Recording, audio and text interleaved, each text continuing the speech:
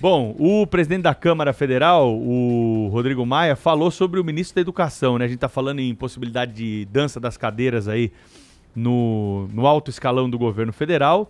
Uma das possibilidades é que o Onyx Lorenzoni ocupe o Ministério da Educação, que tem dado aí alguns problemas, dores de cabeça para o presidente da República, principalmente na questão ligada mais recentemente ao Enem, ao SISU, ProUni, FIES, né? Aliás, o prazo prorrogado para amanhã, né, para inscrições no ProUni.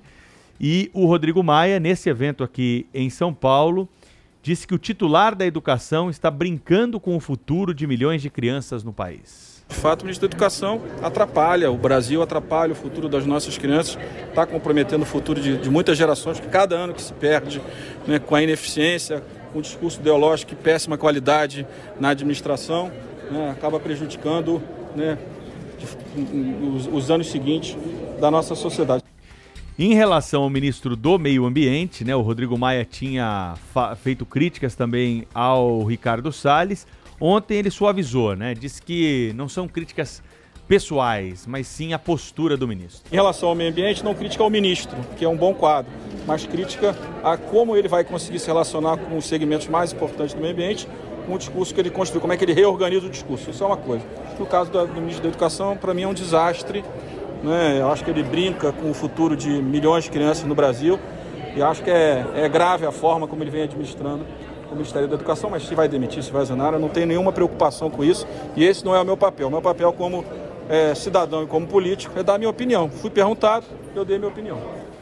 Rodrigo Maia ressaltou ainda, viu, Cláudio, que as declarações não têm intenção de pressionar o presidente da República. Ele disse, aliás, que vem mantendo uma boa relação com o Bolsonaro. Quem nomeia e quem demite é o presidente. Deixo claro também aqui que não fiz nenhuma crítica ao presidente da República. Nos últimos meses a nossa relação tem ficado muito positiva, né, de diálogo permanente. A gente tem conversado, eu digo, muitas vezes eu vou divergir e de forma muito respeitosa ao seu governo e à sua pessoa.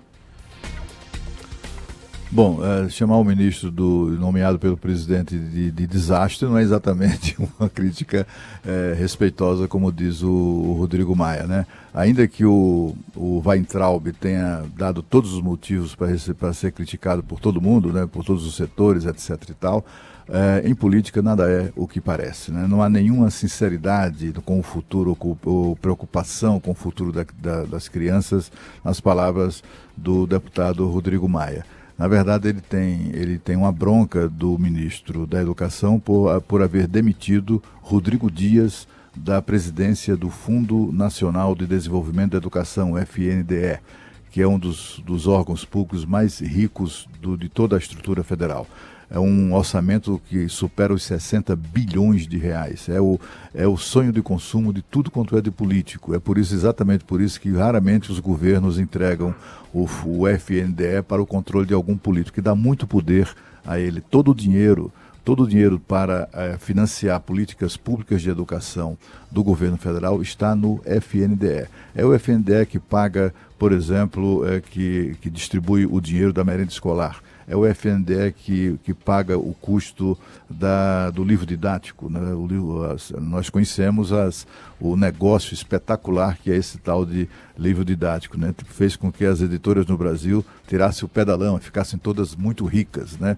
Ou pelo menos aquelas que investiram nessa área aí do livro didático. O livro didático no Brasil tem tiragens extraordinárias. São livros, cada um desses títulos são impressos 20, 30, 40 milhões de exemplares. Isso dá um dinheiro besta. Esse dinheiro sai do FNDE.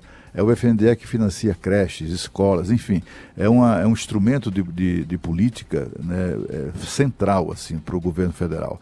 E o Rodrigo Maia, depois daquele embate inicial no primeiro semestre do ano do governo de Jair Bolsonaro, dando uma sacaneada, aprovando coisas que significavam derrota para o governo, né, retirando do governo margem de manobra no orçamento, uma série de sacanagens que ele aprontou contra o Bolsonaro, chegaram a um acordo e o Bolsonaro permitiu o que é raro de acontecer em se tratando do FNDE, que o Rodrigo Maia fizesse o que queria, indicasse o presidente do fundo. E essa pessoa que ele indicou chamava-se Rodrigo Dias, ele é irmão do secretário de Transportes Metropolitanos do governo de João Dória, o Alexandre Baldi, que foi ministro das cidades, é muito ligado ao Rodrigo Maia.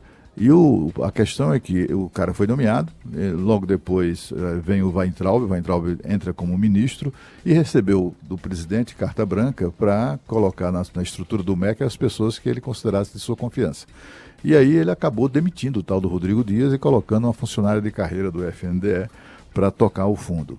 E isso foi que irritou profundamente o Rodrigo Maia. Ele, não apenas em razão do acordo, né, que foi, afinal de contas, descumprido, porque o indicado dele foi demitido, como também perdeu mesmo o comando, o controle sobre um orçamento que é uma maravilha para quem faz política, ainda mais política a antiga, né, quem se dedica à velha política. O outro aspecto é o seguinte: depois disso, o Rodrigo Maia começou e o DEM começaram o partido dele, né, o Democratas, eles passaram a lutar, enfim, tratar de alguma maneira de demitir, de derrubar o Weintraub e para nomear, estão na verdade, não é nem, bom, com essa história do Onyx Lorenzoni, pode ser que o Onyx Lorenzoni venha a ser a opção, mas o que eles querem é a nomeação de Mendonça Filho, que foi o ministro da Educação do governo de Michel Temer. Essa confusão toda que faz o que motiva mesmo o Rodrigo Maia é a demissão do apadrinhado dele no FNDE e a intenção dele de fazer de Mendonça Filho ministro da Educação. É isso. Não tem nada de preocupação com o futuro das criancinhas do Brasil. O Rodrigo Maia, às vezes ele esboça um sorriso, ele que é tanto quanto sisudo, quando alguém sugere que há um parlamentarismo informal no Brasil, né? Até pelas atrapalhadas do governo e pelo fracasso do Lorenzoni na condução das relações do Planalto com o Congresso, o Rodrigo Maia aprecia muito a ideia de que há um parlamentarismo informal. Só que se houvesse parlamentarismo no Brasil, Rodrigo Maia não seria o primeiro-ministro, porque ele nem tem voto para isso. Ele teve pouquíssimos votos no Rio de Janeiro. O partido dele não teria voto suficiente para fazer a chefia de governo. Então ele não seria o primeiro-ministro se houvesse de fato parlamentarismo no Brasil. E depois, há uma certa tendência, no momento em que há relativa calmaria, em provocar de novo um desgaste, não é? O Weintraub é um trapalhão. E o Ministério da Educação não anda em bons lençóis, não está sob bons lençóis, né?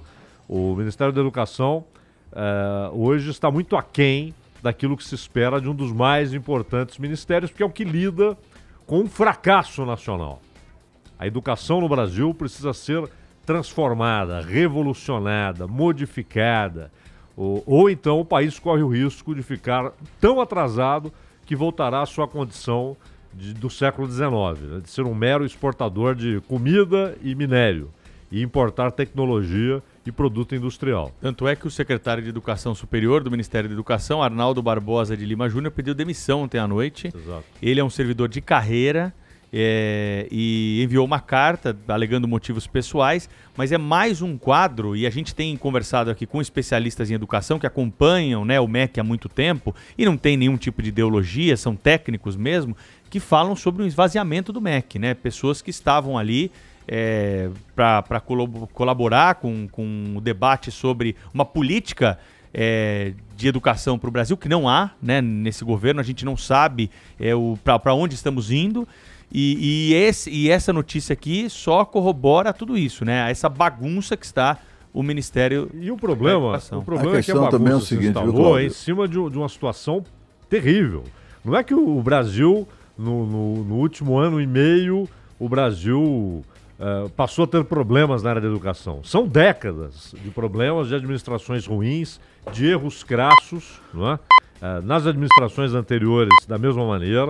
Então, você não chega a uma situação como a de hoje, da tarde para a noite. O que aumenta a responsabilidade, né, claro, Zaidan? Agora então, é preciso assim, mudar o rumo. Claro. E o Weintraub não mostra vamos combinar para isso. Mas, o Rodrigo Maia... falta... Vamos combinar... Diga. Só uma coisa, o Rodrigo Maia, com quem você esteve ontem, junto com o Paulo Guedes, você mediou o debate entre os dois, mas o Rodrigo Maia, ele fica com esses ares de primeiro-ministro, e repito, ele nem voto para primeiro-ministro ele tem. Ele está lá porque ele se articula muito bem na casa. Então ele vai sendo reeleito, aliás, diz ele que não vai fazer nenhum movimento para viabilizar o que hoje é inviável do ponto de vista legal para continuar como presidente. Ao contrário do Alcolumbre, que já se movimenta para que haja uma mudança. Porque o Alcolumbre está acabando de chegar, né? Ele não quer largar da cadeira. Gostou da brincadeira. Cláudio, eu só queria dizer o seguinte. O Rodrigo Maia, disse a mim.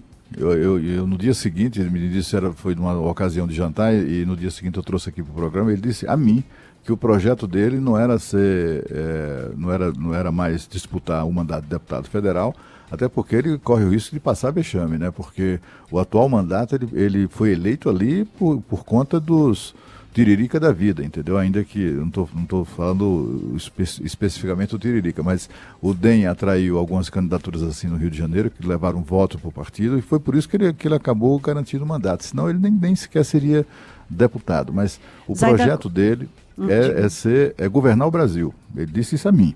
E o que ele imagina é um presidencialismo parlamentarista, mas não é o parlamentarismo formal, digamos, né? O presidente teria algum poder, indicaria ali talvez o ministro das Relações Exteriores, o ministro da Defesa, como acontece como na França. Na França, exatamente.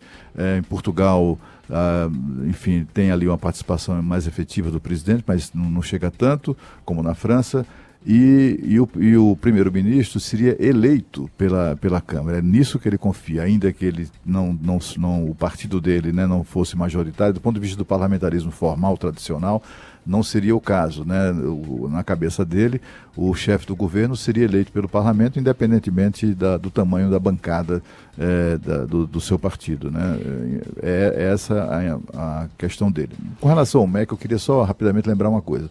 O MEC já não define políticas públicas de educação básica, essas coisas todas, há muitos anos. Isso. O MEC virou um ministério das universidades. O MEC cuida prioritariamente, 90% dos casos da sua estrutura estão voltados para as universidades. A educação, tudo o mais, foi transferido para estados e municípios.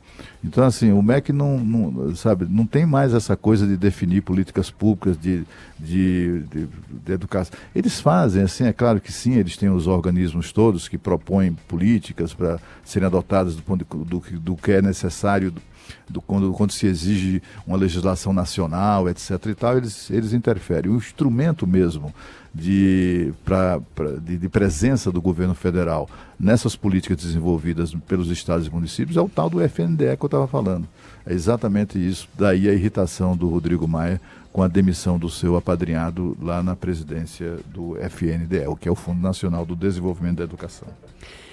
Na vida real, acho que todos nós vamos concordar que não existe vácuo no poder. Se o Rodrigo Maia ocupou esse poder, é porque ou ele estava vazio, ou a combinação de duas coisas. Ele estava vazio e a articulação ali do núcleo mais forte da política o elegeu para assumir essa liderança. Então, não é uma coisa do acaso ou simplesmente ligada a um anseio político dele, que, aliás, ele tem toda a legitimidade. Se ele quiser ser candidato à presidência da República e se o Congresso Nacional viesse a aprovar o modelo que ele quer, quer dizer, ele não faria nada sozinho. Então, ele ocupa um espaço que estava vazio.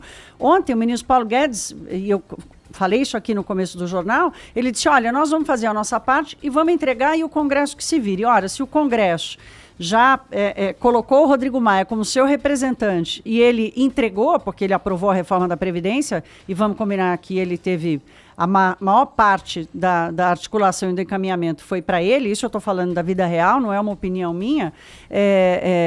Então, é isso, assim, ele está lá, não é porque ele chegou sozinho, ele está lá porque existe um grupo forte politicamente que o reconheceu e botou ele lá. E outra, se ele assume uma posição de parlamentarista, de primeiro-ministro branco, é porque esse cargo está vazio, é porque esse cargo virtual de liderança, de condução dos temas do Brasil também está vazio. Mas o problema também, Thaís, é que muitas vezes, por apreciar essa ideia, né,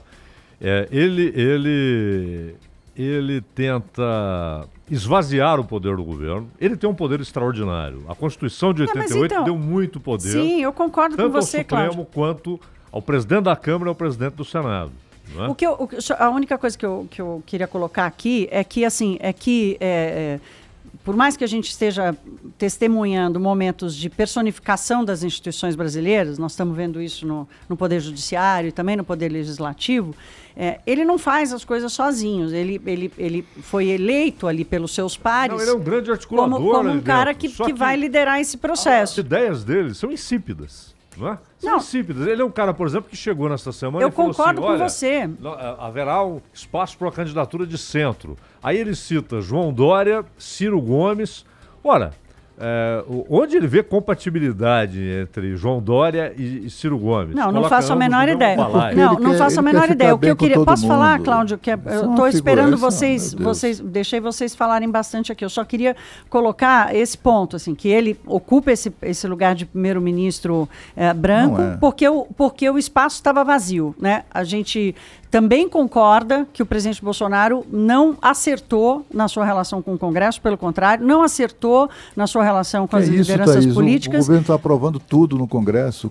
Mas se o governo está aprovando tudo no Congresso, o Rodrigo Maia não tem papel nenhum nisso? Claro que tem. Então, é isso que eu estou colocando, que na vida real... Calma, eu não vou... É que do jeito que não é nada vocês... pessoal contra o Rodrigo Maia. Não, eu sei disso. Eu não imagino, não tem procuração para defender o Rodrigo Maia, pelo contrário. Tenho várias críticas a ele. O que eu só estou colocando aqui é que eu acho que vocês estão dando poder demais para o Rodrigo Maia. Não sei se ele tem esse poder todo. E outra, se o microfone está vazio, ele vai e fala que o ministro da Educação é um desastre, porque é mesmo, o sujeito é um desastre, entendeu? E o microfone está vazio, ele vai lá e fala e ganha esse espaço inteiro. E a gente está aqui reforçando esse poder que ele ganha virtualmente e vai se esforçando para isso. Mas é isso, ele tem o poder da agenda, sabe, Thaís? Ele tem o poder de botar as coisas para votar no momento que ele acha mais adequado, para derrotar. Mas ele foi eleito para isso. Então, ele foi eleito para isso. É só o Congresso deslegitimá-lo. Então, não é isso não. O Congresso não vai... Aliás, pelo contrário, a Câmara dos Deputados ficou mais forte com ele, né? Porque, afinal de contas, ele é mestre dessas manobras. Ele sabe exatamente como fazer para, colocar os governantes no canto do ringue. Ele é o estilo Eduardo Cunha. A gente viu isso com Eduardo Cunha. Lembra que o Eduardo Cunha fez? Exato. Ele é exatamente o mesmo...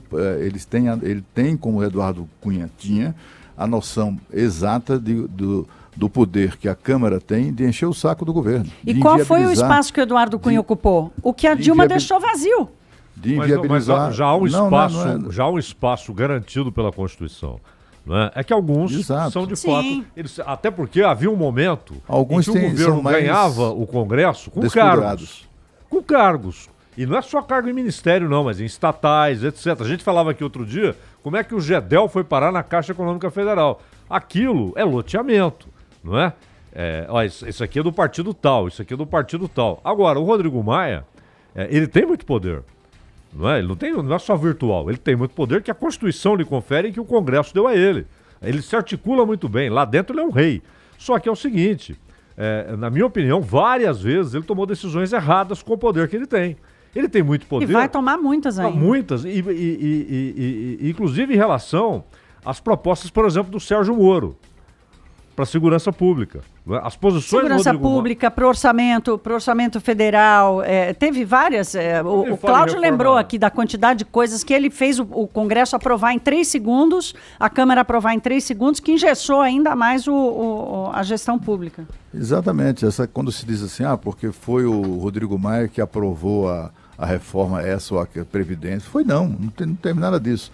Se ele quisesse mesmo se ele tem o poder da agenda, né? Se ele tivesse interesse de aprovar, ele faria o que ele fez quando aprovou uma emenda constitucional em 2 horas.